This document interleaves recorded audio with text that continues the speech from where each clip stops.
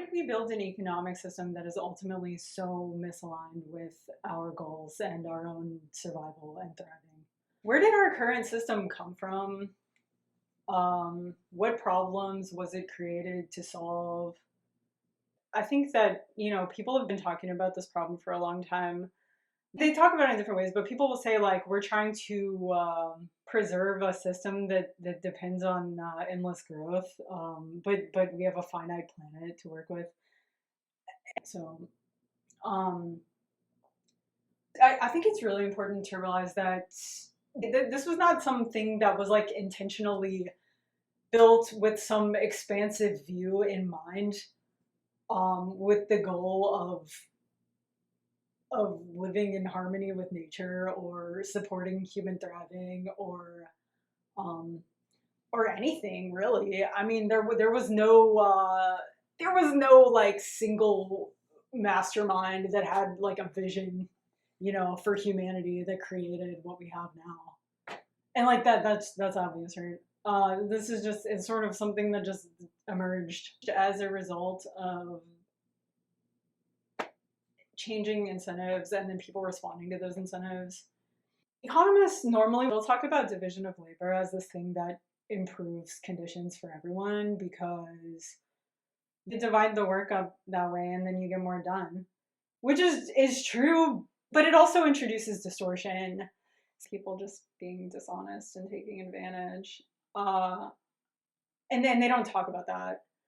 A lot of economists, yeah, they'll describe a free market as sort of the baseline of like a non-distorted market. And then they'll say that central planning introduces distortion.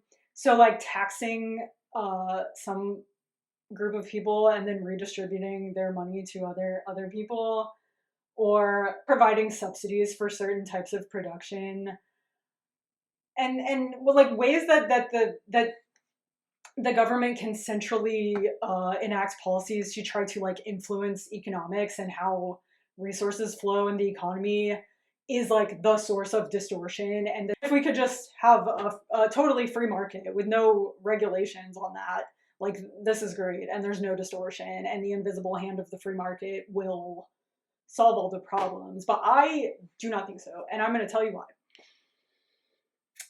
I think that there's distortion inherently built into a so-called free market, and that the central planning policies that people advocate for are ways to respond to the distortion that is already inherently present in the free market.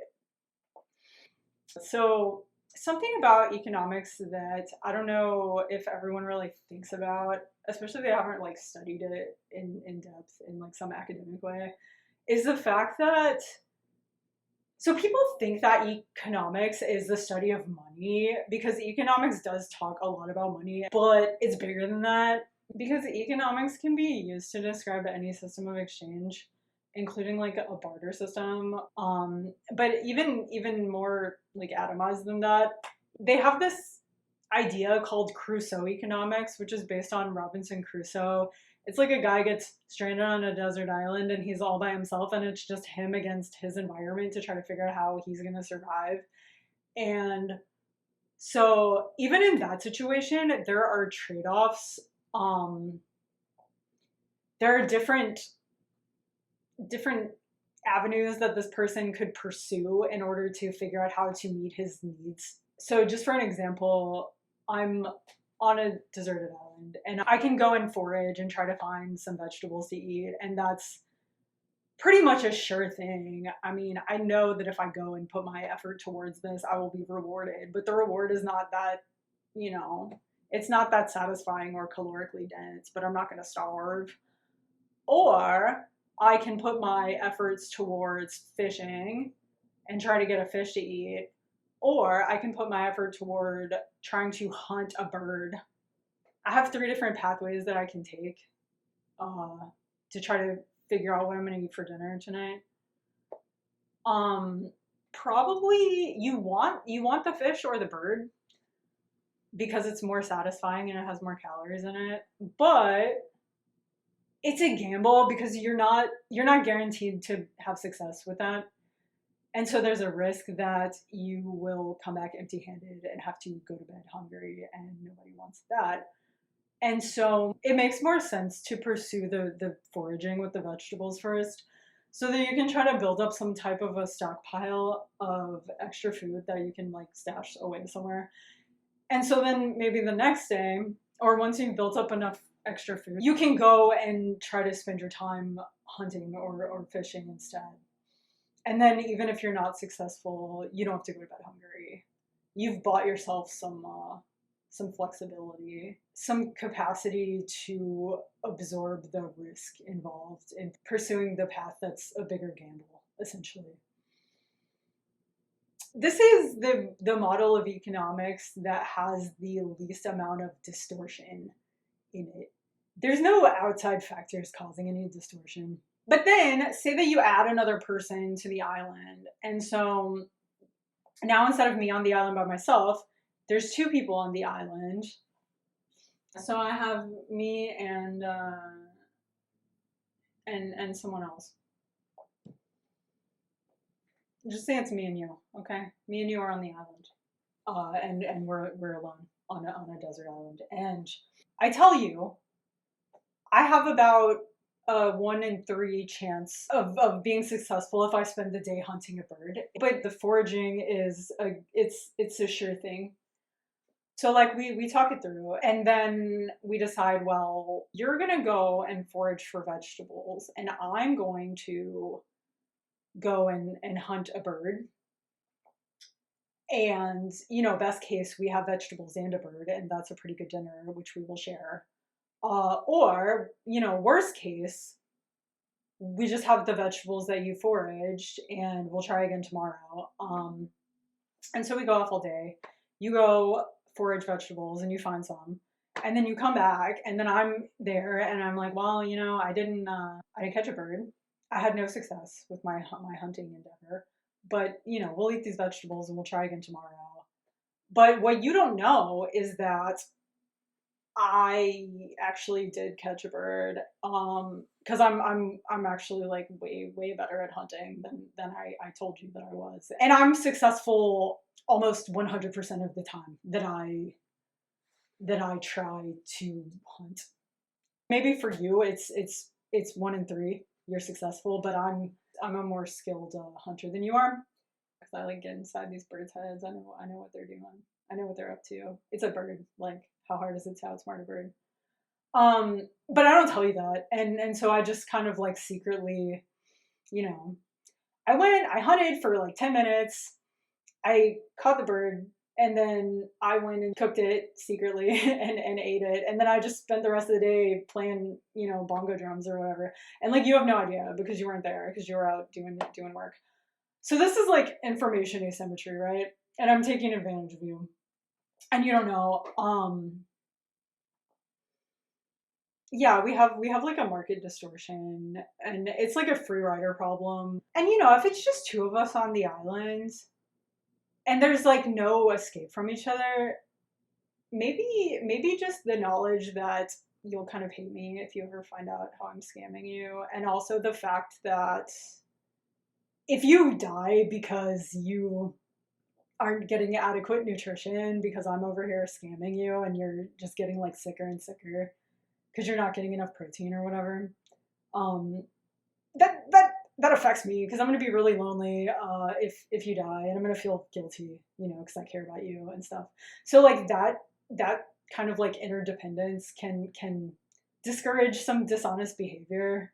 The thing is that once you get like more and more people, and it gets past a certain number, and then you're dealing with people that you're not close with, you don't know them, you don't even see them, or you know, you're able to like meet all of those socialization needs and stuff without involving that person. Like, you don't depend on them for like companionship or anything. So anyway, you get like a boat, right? And you go to a bigger piece of land, and then there's like a bunch of people there, and you don't know them. And there's like some person there on this piece of land, a lord, who says, I own all of this land. It belongs to me. All of the plants grown here that you could potentially like forage for food, they all belong to someone. And so you can't just go forage around and find something and eat it.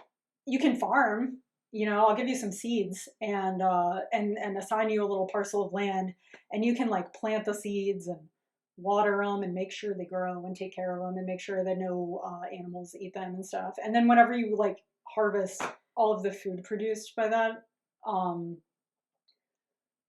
you got to give me like a third of it.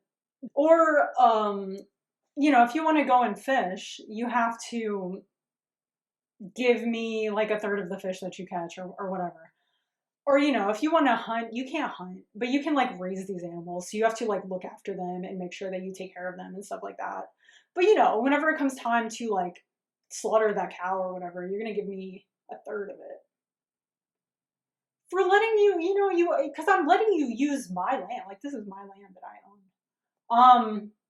And so I'm providing a valuable service to you by allowing you to use my land to produce the things that you need. And it's sort of like your only option, right? Because where else are you going to get anything to eat? And so you do it. The thing is that if it was just like two people and then one of them saying, I own all of this land, you probably would just say, no, what are you going to do? Come take the third of my food, I'll fight you. So yeah, if it was just two people, you couldn't really take advantage of someone that way by gatekeeping access to land. But the thing is that there's no escape from the system, right? Because like all of that land is owned. If you go beyond the border of this land, like there's some other guy owns that land over there, and he's gonna do the same thing to you. And so you're kind of just stuck, and you have to just like become a peasant. If there's enough other people around, and then the guy who is saying that he owns the land and who is like taking the fruits of your harvest or taxing you for use of the land, he goes to like one of these other farmers and he's like, hey, how would you like an opportunity to do a different job besides farming? I will give you food in exchange for you're gonna make sure that my land that I own here is secure. Make sure that everyone who is farming on my land gives me my share of what they have produced. You're gonna just like enforce my claim over this land, essentially. And in exchange for that, I'm gonna give you this food that I took from other people that are farming. And so the guy who is like the lord there, he's not really like doing any work, he's kind of just like, you could say like, oh, he's coordinating society to make the machine keep running. And yeah, especially when you have like other societies around you that are like doing the same thing, then you're gonna need like an army to defend against these other people that would come and like take over. And so it kind of becomes, it becomes like a legitimized position of being the guy that's just like moving money around, that's like coordinating all of this system of coercion that keeps your society functioning. But if that job of coordinating that stuff could be done in like an hour a day or something, and everyone else is working for like 9 hours a day, you could spend the other 8 hours a day helping those people do their grunt work, If the system were actually fair and there was some like inherent drive inside of humans to be fair to each other, that's what you would do. But you don't do that, because that's just not, that's just not what we do. You spend the hour a day telling other people what to do and making sure, that they get their rewards in exchange for doing what they do, and making sure that the machine keeps running. And then you just spend the rest of the day just doing whatever you want. And you have like a pretty awesome life, while everyone around you they're not having a great life, but they're also not starving to death. So, whatever. As long as they're not starving to death, they're not going to come and like cut your head off or anything. They're not going to, look up from the work that they're doing and see you sitting over there just enjoying yourself all day and get like so mad about it, that they come after you. Especially when like this has been going on for like generations and generations, and so everyone alive was like born into that system and have been like convinced of the legitimacy of it for their entire lives. Their parents, when they were growing up, told them this is how it works. The people, you know, they own property. Their claim to this property is legitimate, and they're providing a valuable service to you by allowing you to access their property and use it to keep yourself alive. And so yeah, it creates all type of distortion, really, because then people aren't able to fully reap the benefits, the returns on the effort that they're putting forth and the work that they're doing, because it's gatekept, because it's getting siphoned off by someone else. And then, you know, the more time went on, we just kept adding more and more layers of complexity on top of that. And then trying to do things with central planning to try to correct some of that distortion. Because at a certain point, if you just let this go unchecked, you will have people who are working, you know, to their capacity or like beyond their capacity, but they're not able to access enough of the benefits of their own labor to even keep themselves alive, because it's all getting siphoned off by people that have that kind of like gatekeeping access, that they can like stand between the individual and the value that they produce and keep some of it for themselves. But yeah, I guess because of the general like acceptance of the system that we have as legitimate, there's no way to start removing some of the complexity, I guess, and giving people more access to the value of the things that they produce. And even when people try to do that, they try to like demand some of that back, or they say, I can't even afford to live, you know? They don't ever think of any ways to actually remove the gatekeeping.